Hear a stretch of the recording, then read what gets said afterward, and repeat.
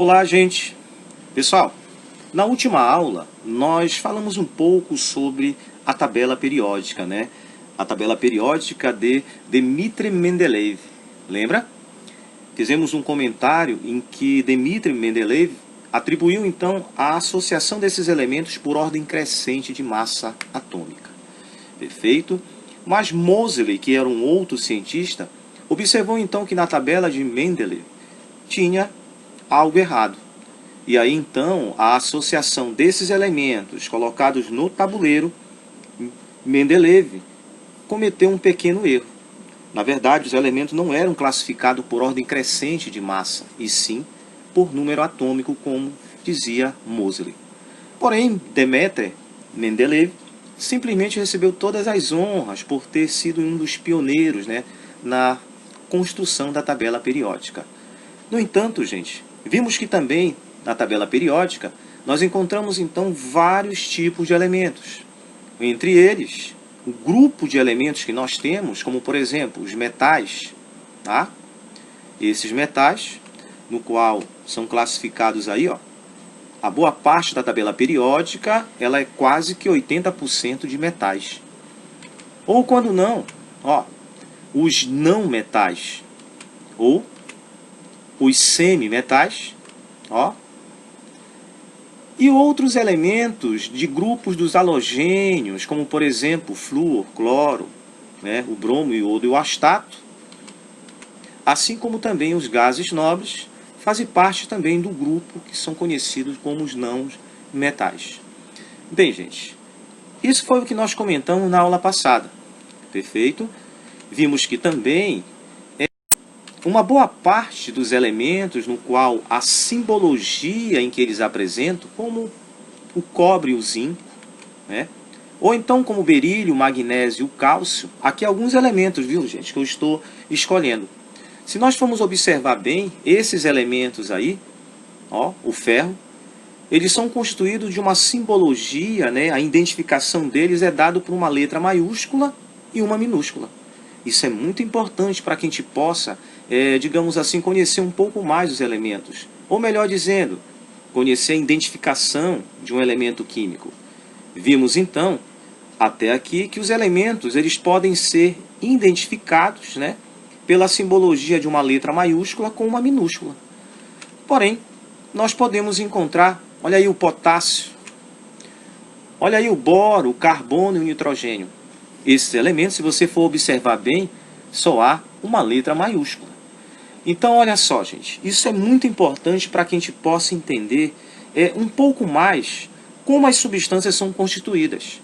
Há substâncias que são constituídas somente de elementos onde a simbologia é só uma letra maiúscula, assim como também há substâncias onde nós encontramos, digamos assim, elementos que vão apresentar, digamos, tanto substâncias simples como substâncias compostas.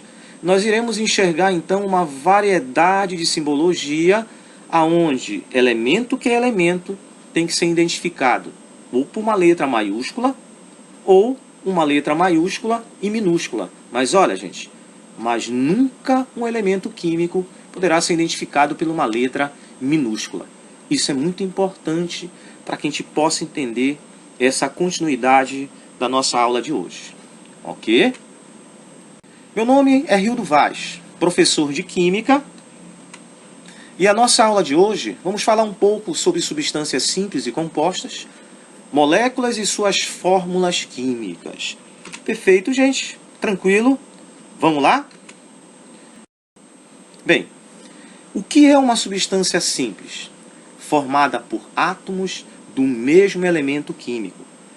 Por exemplo, olha aqui, Br2, O2, H2 e S8. Respectivamente, nós temos aí o gás bromo, gás oxigênio, gás hidrogênio e o chamado, então, enxofre, né? Aí nós temos, então, um tipo de substância simples. O que identifica uma substância simples, gente? Quando é formada somente por um mesmo átomo. Você vai observar aí, ó, Br2. Aí nós temos um elemento químico onde ele representa quem? O bromo. Ok?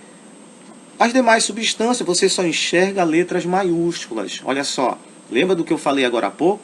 Ficar sempre atento quanto a isso, viu, gente? Substâncias simples.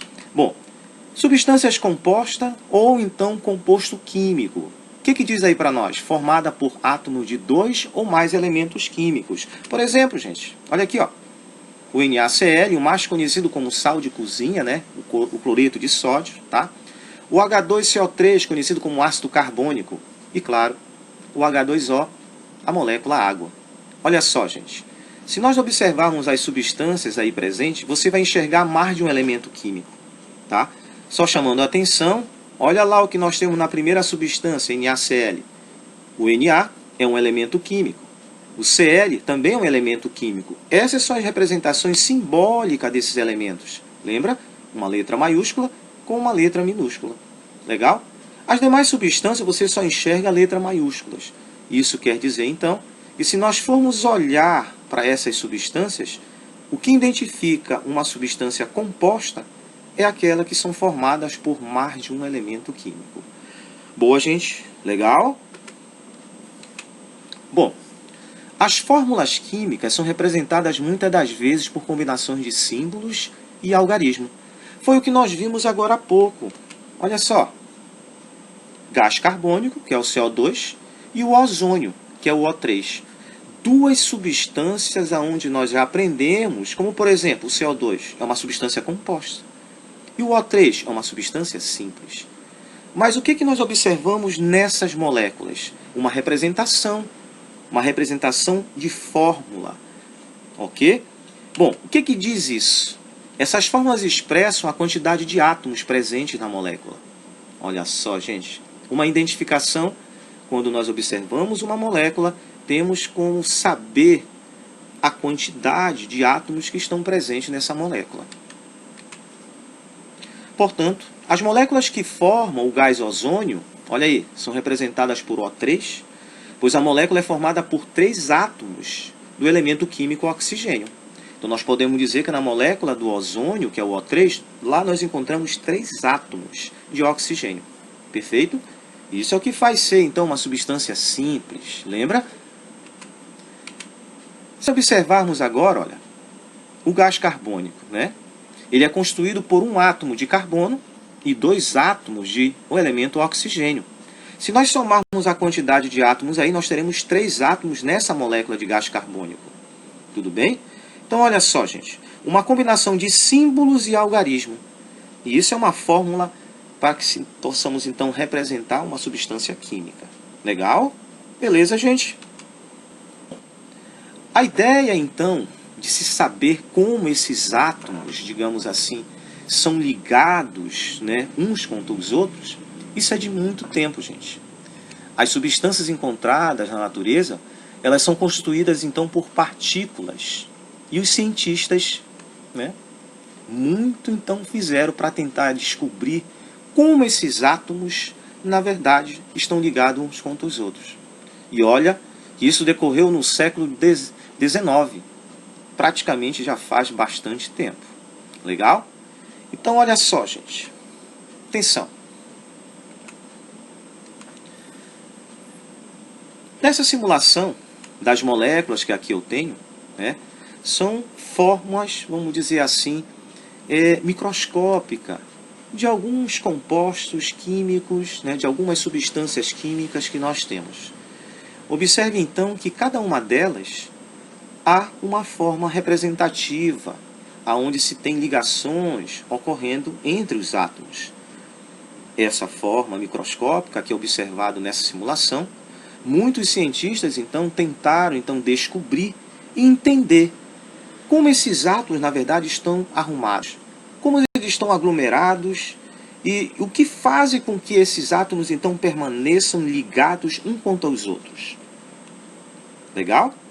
Bem, para que a gente possa entender melhor um pouco mais sobre isso, olha lá.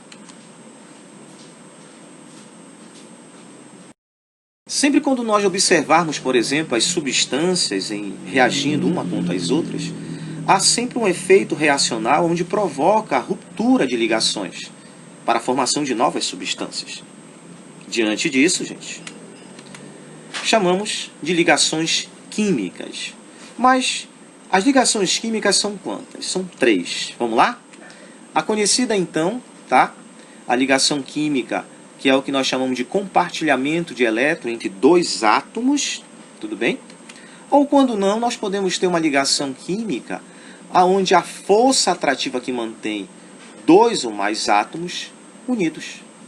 Legal? Beleza? Mas quais são essas ligações? Vamos lá? Nós temos a ligação iônica, nós temos a ligação covalente, ou conhecida também como ligação molecular, e temos a chamada ligação metálica. Olha lá, gente. Esses são os 3 tipos, então, são os 3 tipos de ligações que nós temos dentro das ligações químicas. Na aula de hoje, nós iremos estudar, então, somente as ligações iônicas. Tudo bem, gente? Beleza, então? Então, olha só um conceito de ligação iônica: a transferência completa de um ou mais elétrons de um átomo para o outro leva à formação de íons, e o composto resultante mantém-se estável pela interação eletrostática entre os íons formados. Esta atração é chamada, então, de ligação iônica. Beleza, gente? Legal? Um conceito bem básico sobre ligações iônicas.